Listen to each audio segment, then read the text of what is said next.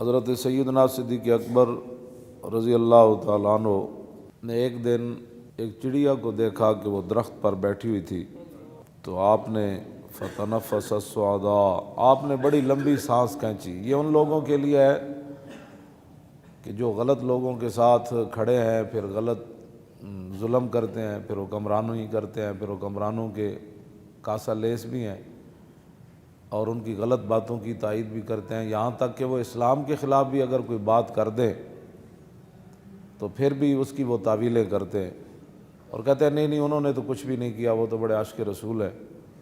تو یہ ان بدبختوں کے لیے ہے کہ افضل الخلق بعد الرسل ہوں اور اسلام قیامت تک ان کا مکروز ہو،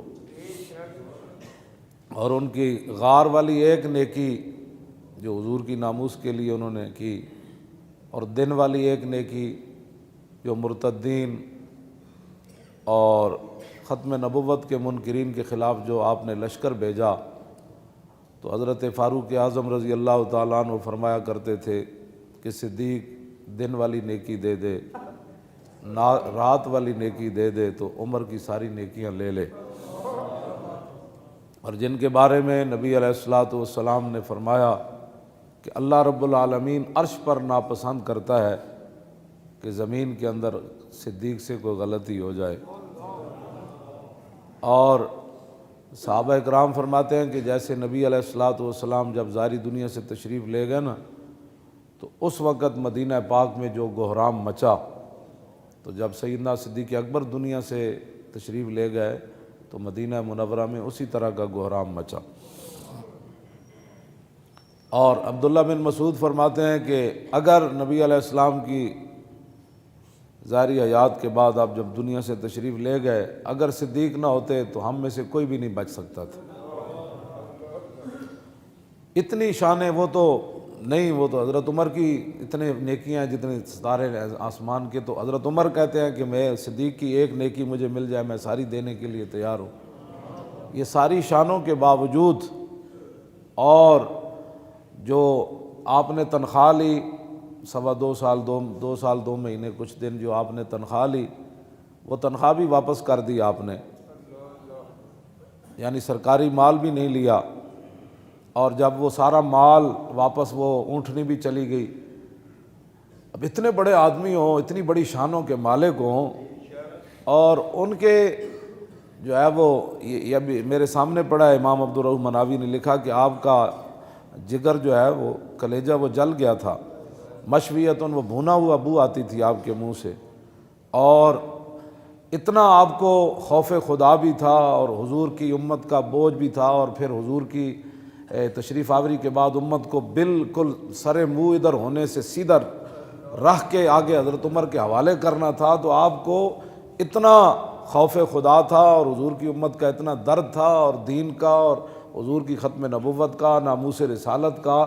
جو رات آپ سوتے تھے تو صحابہ کہتے ہیں جب آپ کا وصال ہو گیا تو پھر جب ہم نے وہ جگہ دیکھی جس چارپائی پر وہ سوتے تھے تو اوپر والی چھت بھی سیاہ ہو چکی تھی۔ اتنے آپ درد سے سانس لیتے تھے رات کے وقت کہ میں نے حضور کی امت کو کس راستے پر جو ہے وہ کیسے چلا کر حق پر توڑ لے جانا ہے، اور منکرین ختم نبوت کا کیسے کلا کما کرنا ہے، اور مرتدین کو کیسے راہ راست پر لانا ہے، مانعین زکوٰۃ کو کیسے سیدھا کرنا ہے۔ اور صحابہ کی جو حالت سرمے جیسی ہو گئی، اور صحابہ گلیوں میں پھرتے تھے کہ آپ نے یہاں رسول اللہ تو نہیں دیکھے، یہ حالت ہو گئی۔ تو اس ساری حالت کو سمیٹ کر پھر اسی راستے کے اوپر گامزن کرنا، اور پھر کیسر و کسریٰ کے دروازوں کی طرف حضور کے غلاموں کو روانہ کرنا اور اسلام کو اوپر لانا۔ اور یہ جن لوگوں کے یعنی رات یہ صورتحال ہے، اور دن کے وقت جو ہے وہ جو کھانا ہے وہ مدینہ منورہ کے ایک عام صحابی، جو عام صحابہ عام تو نہیں ہے، مراد یہ ہے کہ کھانے پینے کے لحاظ سے ان کا جو ذرائع آمدن تھے اتنی تنخواہ لینی، اور پھر اپنی بیوی کو کہنا کہ بھائی آج مجھے ایک میٹھے کا دل کر رہا ہے ایک دن، تو انہوں نے کہا کہ اتنے پیسے تو نہیں ہمیں ملتے تنخواہ سے کہ جس سے آپ کے لیے میٹھا بھی پکایا جائے۔ سنتے ہیں آپ، یہ اسلام ہے۔ جن کے وزیر اعظم اس کا ایک دن کا خرچہ 50 لاکھ ہو، یہ وہاں سونے کے کشتے کھاتے ہیں۔ فتنفس السعداء فطوبى لك یا طیر تاکل الثمر وتستظل بالشجر وتسیر الی غیر حساب یا لیت ابا بکر مثلو کا. آپ نے دیکھا نا چڑیا درختوں تے بیٹھی ہوئی تھی, آپ نے لمبی سانس کھینچی. اتنی شانہ دے مالک وہ تو بیان ہی نہیں نہ ہو سکتی ہے. میں ویسے تو 4 گلاں تہاڈے نال کیتیاں. آپ نے لمبی سانس کھینچی تو آپ نے فرمایا طوبیٰ لکا یا طیرو, فرماؤ پرندہ او چڑیا او کبوتر تیری کیا ہی بات ہے, تو کتنی خوش نصیب ہے. تاکل الثمرہ و تستظل بالشجر, فرمایا تو درخت دے پھل کھاندا اور درخت دی چھاواں تے رہنا. و تسیر الی غیر حساب, تو قیامت والے دن تیرے کو حساب بھی نہیں ہونا. تے صدیق دا کی بنے گا قیامت والے دن, اینوں تو رب دے سامنے حساب دینا پینا ہے. تے آپ لمبی سانس کھینچی جس طرح بندہ دسو اتنی شانہ دے مالک ہوون تے خوف خدا اتنا ہوئے تے پورے ملک نو لٹن والے, مسیتاں تو سپیکر لان والے, ممتاز نو پھٹے لان والے, ختم نبوت تے حملہ کرن والے, مندراں تے گھنٹے کھڑکان والے, اور تھر دے بچیاں نو دوائیاں نہ دین والے تے ملک لٹن والے, انہاں دا کی بنے گا دنیا آخرت وچ؟ انہاں جدوں اور پھر انہاں دا کی بنے گا؟ تے جڑے انہاں دے نال ظالماں دے کھڑے نے انہاں دا کی بنے گا؟ واپس آؤ حضور دے دین دی طرف. ہاں جی واپس آؤ رسول اللہ دے دین دی طرف. ہن سونا نہیں, ہن جاگ کے رہنا ہے. نگھی چادر تان کے سو گئے, ہن تسی تے نہیں نہ سونا. ہاں نگھی چادر تان کے سو گئے, مالک چور پچھان کے سو گئے. لٹن والیاں رج کے لٹیا, جاگن والے جان کے سو گئے. ہن نہیں سونا, حضور دا دین لیاؤ. کیوں جی؟ ہاں توجہ جی, او توجہ بھائی. انشاءاللہ جدو تسی حضور دے دین دی طرف چل پاؤ گے نا, ایک قرآن دا وعدہ ہے, نص ہے قرآن دی, والذین جاہدوا فینا لنہدینہم سبلنا وان اللہ لمع المحسنین. فرمایا جو لوگ ہمارے راستے میں چلنا چاہتے ہیں, محنت کرتے ہیں ہمارے, والذین جاہدوا فینا ہمارے لیے محنتیں کرتے ہیں, لنہدینہم سبلنا, تو میرے حبیب انہوں نے دس دیو میں اتنا کریم ہاں کہ انہوں واسطے کئی راستے کھول دیاں گا. کئی راستے انہوں واسطے میں ہموار کر دیاں گا. چلن صرف اے, ہاں جاہدو دا مطلب ہے محنت, صرف اے پہلے محنت اے کرن, ستیا نہیں آندا. ہاں ابراہیم بن ادم ستے ہوئے سن نا اپنے محلے چ, تے انہاں دا دل سی میں ولی بن جاواں, تے میں بہت وڈا ولی کامل بن جاواں, تے سوندے محلے چ سن. ایک دن اللہ نے فرشتے بھیج دیتے انہاں دے محل ہوتے, انہاں جا کے محل ہوتے انہاں جناب پیر مارے زور زور دے. ابراہیم بن ادم باہر نکلے, انہاں کہا کون ہوئے؟ انہاں کہا جناب اٹھ گم ہو گئے تے اٹھ تلاش پہ کرنے.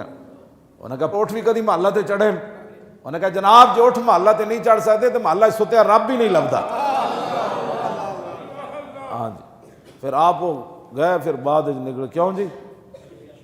تو پھر ایک دن اللہ اکبر اللہ اکبر, پھر ایک دن پتہ ہے کی ہویا, آپ نو جاندا کوئی نہیں سی نا, تے آپ گزرے جاندے سن, تے ایک بندے نے انہوں نے چنگا کٹیا. تے وہ کہنے لگے ہور مار, اس سر نے بڑی نافرمانیاں کیتیاں. فقیر بن گئے سن. تے بعد کسی نے دسیا جنوں تو کٹ رہے سی جے کون ہے؟ انہوں نے کہا نہیں, انہوں نے کہا یہی تے ابراہیم بن ادم سی.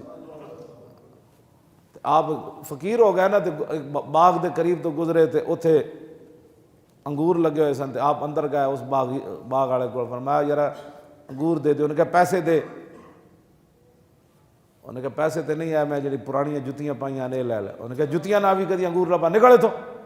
وہ جدو باہر نکلے تو اس نے کسی نے دسیا وہ ابراہیم بن ادم ہے. وہ پھر نسیا پچھو انگور دا ٹوکرا لے کے, حضور قبول کرو. فرمایا کیویں؟ انہوں نے کہا میں نے فلانے بندے دسیا ابراہیم بن ادم. فرمایا جلیا ان انگوراں دی قیمت تو ٹوٹیاں جتیاں ہی سن, فقیری دے بدلے اسی انگور نہیں کھانا, فقیریاں ویچ کے انگور نہیں کھانا. ہاں تو وہ نہ جتیاں دی قیمت سی, وہ تو دتا نہیں ہے, لے جا اپنا ٹوکرا واپس.